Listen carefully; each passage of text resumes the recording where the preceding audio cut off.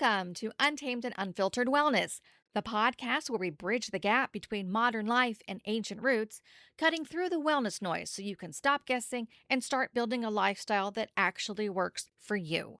I'm your host, Jo Swenson, herbalist and founder of Olivia Bell. I start most of my days with a triple espresso. I'm not saying I'm one of those coffee connoisseurs, but I'm definitely picky about the quality of my beans, and yeah, I like to drink my espresso out of one of the cups my grandmother bought me. But I've learned over the years how caffeine affects me throughout the day, and boy, has it changed. So today I'm diving into the timing of caffeine and specifically what it is doing to our sleep, even if we don't realize that it is happening. Here's something to consider. You can have your last coffee, feel totally fine, fall asleep, but then wake up the next morning feeling, not really charged. That's not by chance because it comes down to timing. Let's say you run to Starbucks and grab an afternoon iced macchiato or one of their energy refreshers at 2 or 3 in the afternoon.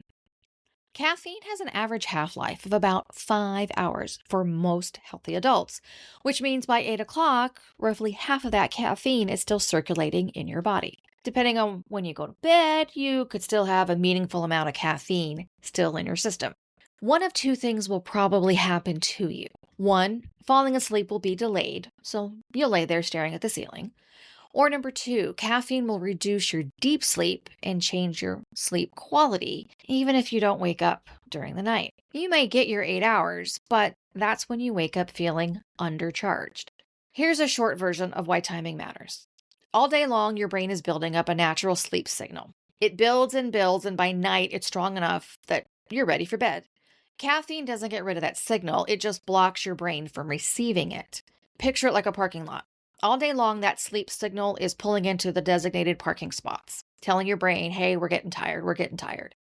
What caffeine does is it pulls into that same spot first, and now the signal has nowhere to park. The signal doesn't disappear, it just builds up, so it sits there. That's why you feel more awake. Caffeine is not actually giving you energy, it's just delaying one of the body's strongest sleep signals.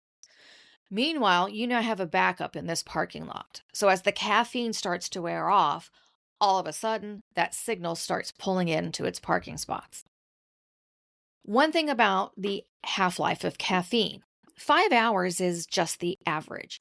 Your actual number could be shorter or it could be longer, because how fast you metabolize caffeine comes down largely to your genetics.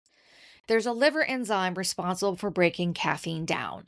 Some people are simply born with a faster or slower version of it. That's why your friend can have an espresso after dinner and sleep like a rock, and you have half a cup at 2 o'clock and you're staring at the ceiling well past midnight.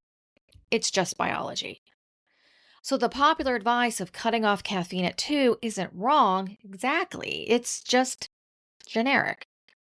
Your actual cutoff depends on your own metabolism, which is exactly why paying attention to your own pattern matters more than following somebody else's rule.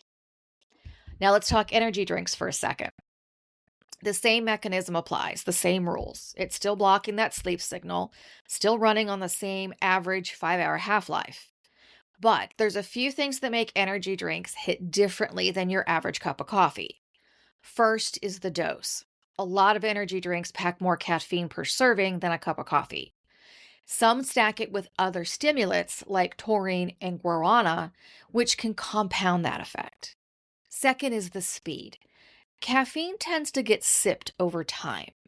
Energy drinks tend to get consumed rather quickly, which means that caffeine is hitting your system in one bigger, quicker wave instead of a slow rise and fall like with coffee.